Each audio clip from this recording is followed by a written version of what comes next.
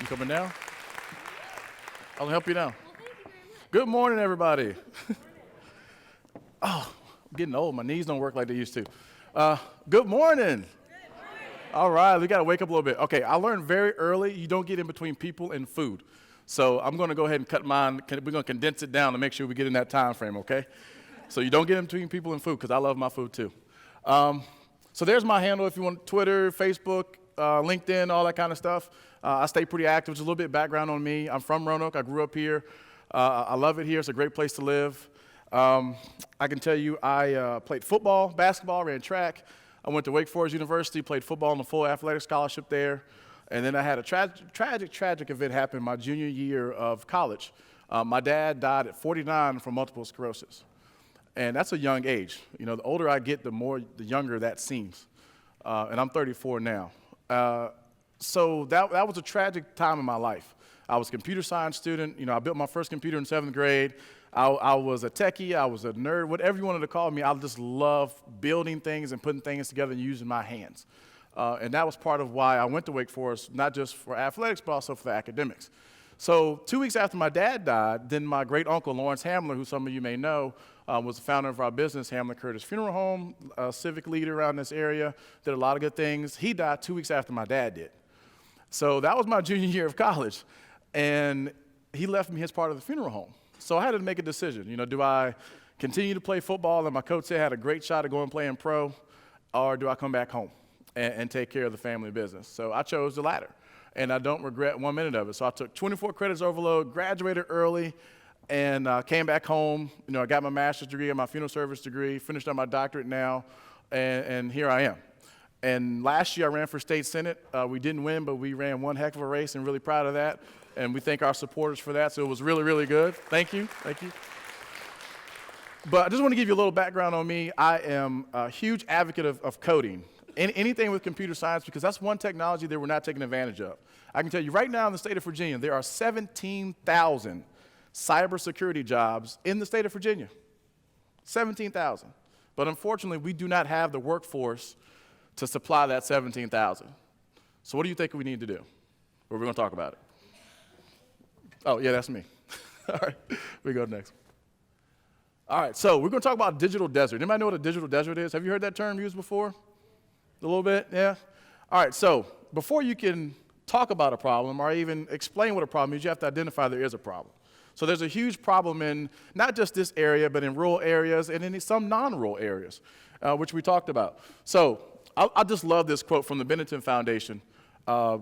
To go from desert to oasis, you need water.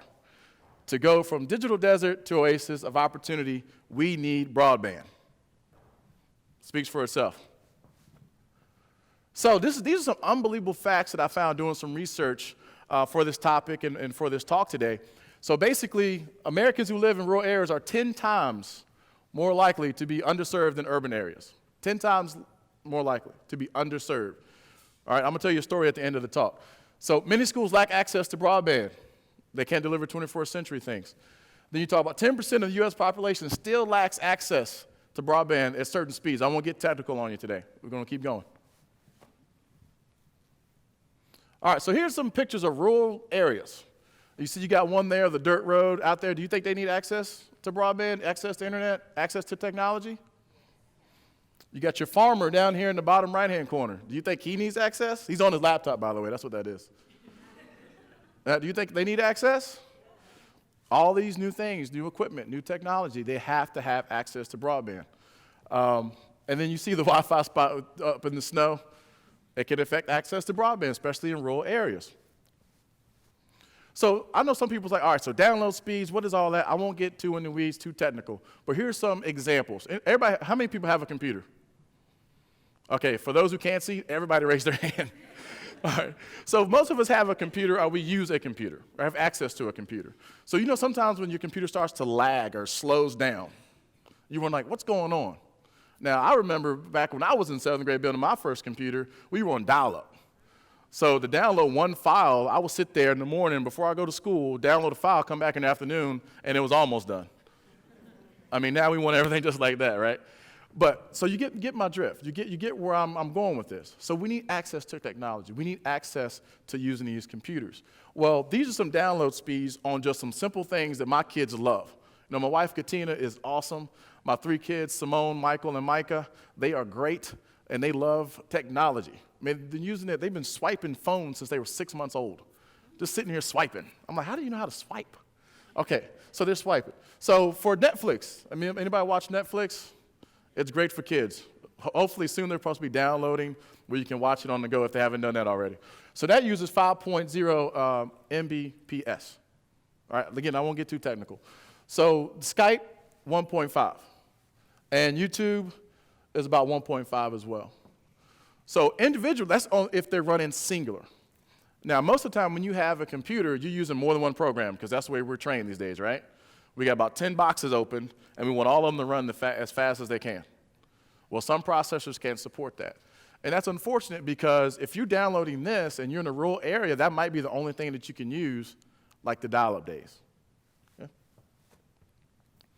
All right, so we have different types of deserts that I want to talk about. So this one is talking about the school bus digital desert. How many people used to ride the school bus going to school? Good vast majority, okay? So how long did you wait on that bus? 30 minutes, hour? I know some students wait 2 hours. What do you do in that time? What could you be doing in that time? These are questions to ask yourself and to ask your local school districts. If I had access to the internet, I might be able to do my homework. Or if I had access to the internet, I might be able to finish that project that's due at 9 a.m. that I didn't do last night. You know, any procrastinators out there? So just think about this. This is just some thoughts to start thinking about. Access to Wi-Fi on the bus. And this is in the school system. All right, these are for our kids. Now, this is for public transit. How many people use public transit? Maybe not so much here, but we should start using it. There's nothing wrong riding the bus. The bus is great. Or the train that's coming, hopefully by 17, we're going to have access. We can go to D.C., come back, Philly, wherever you want to go. So it's going to be awesome. So imagine having access on Wi-Fi for that. I know a lot of those do, but think about that. How many business professionals do we have out here? A bunch. Entrepreneurs. You need access to internet at all times. I have 3 businesses. The funeral home, my wife and I have a business brokerage firm, so we do mergers, acquisitions, business valuations, and I can tell you the first thing that people are going to look at in your city is, do you have access to broadband? And I see our city manager, Chris Morrow's here, and he's shaking his head, yes. and we would never know it, because that's top 3 on most businesses' lists. And they do that research before they even contact Chris or Beth Dowdy at our partnership here, or Joyce Wall at the chamber. They don't contact them first. They'll check it out, okay? Now, this is one that is a little bit special. Public housing. So 1.2 million households, roughly, are using public housing right now. Now, imagine having a bus parked out front that has digital capability to supply that whole housing internet. Because 9 times out of 10, they don't have access to it, right? How would that empower those people to apply for jobs? How would that empower those students to finish their homework? How would that empower them to do research? How would that empower them to be the next Google and invent something? I was always trained, think big or go home. Just think big. Think big or go home. So broadband is important because you have to have access, like I mentioned, for jobs, for school, for trainings, and anything else that you may need. All right, so there's 2 of my 3. You see Micah, he just turned 3, and then Michael is 5. And I can tell you, when I was on the campaign trail for state senate, I met a lot of people, and I enjoyed every minute. It was just the best experience, not just the politics part, but just meeting people and seeing what the needs of the community was.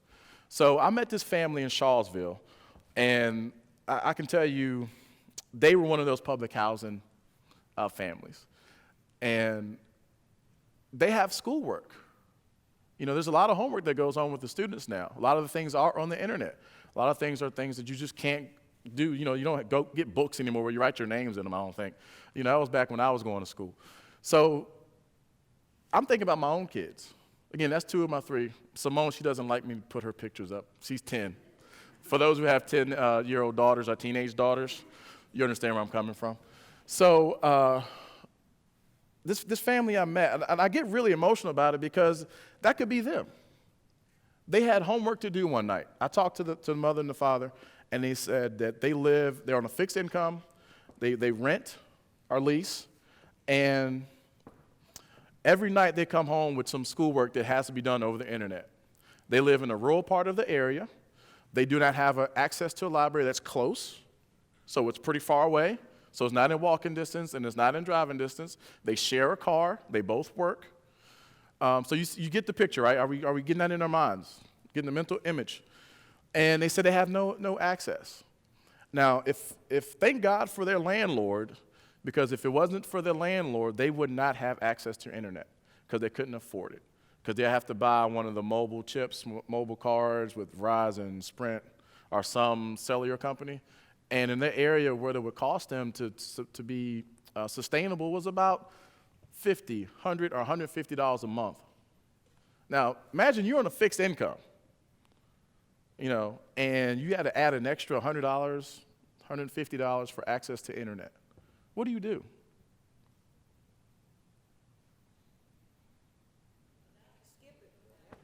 What do you do? I get that same response every time I tell that story. There's no answer for it, right? So if we had access to broadband, access to the internet, we could do that. I told you I was going to condense it down. The one thing I did learn on the campaign trail is people's attention span kind of shrink. And then also when you get in between them and food, remember I said that in the beginning. But I did want to have just a couple minutes, like 2 minutes, if anybody had any questions, any concerns, any observations. I always like interacting with any crowd that I speak with. Yes, sir. Okay, as a citizen community member here in Roanoke, I've kind of been working alongside of the Roanoke Valley Broadband Authority in terms of bringing internet into Roanoke. Yes, sir. Network as an alternative to commercially provided service. In what you know to this point, what are practical steps for community members like myself to take in regard to this kind of infrastructure and technology? What do we do? Great question. So basically, there is power in your pen or in your email. I can tell you, get involved in the process. Write your local legislators. Write your local city manager, mayor. Write your local elected officials. Let them know your concerns, if you're for it or even if you're against it. Just let them know, because if you do that, that gives them information they can take forward to their council, to their board.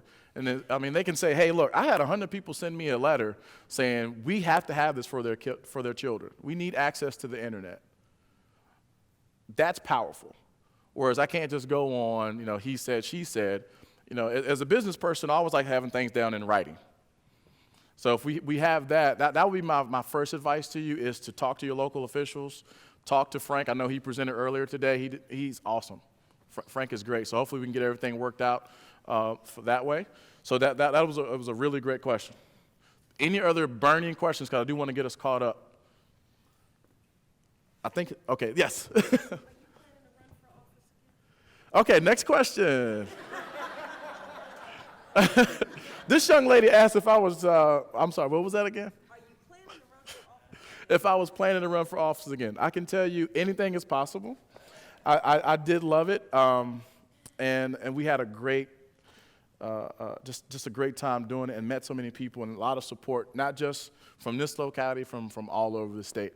I do a lot of hashtags. I love Virginia, and I really do. So we're going to continue to be engaged. And I'll tell you one quick thing before I step off the stage. So my Uncle Lawrence always told me, sometimes you can do more outside of office than you can inside of office. So just because you're not an elected official doesn't mean you can't get engaged in your community. So thank you for the segue. So for those who haven't registered to vote, however you register, you can register In the state of Virginia, October 17th is your last day to register. I encourage, whether you're Democrat, Republican, Independent, Green, Purple, Yellow, whatever party you're with, please go and let your voice be heard. Okay, go register by the 17th. If you need to go somewhere, see me afterwards. I don't want to give any lines on camera, but see me after if you need help getting somebody to register. If you're a Republican, I will register you. It's okay. If you're an independent, I will register you. I ran as a Democrat if you didn't know. So, yes, great question. Thank you so much. All right, thank you all very much.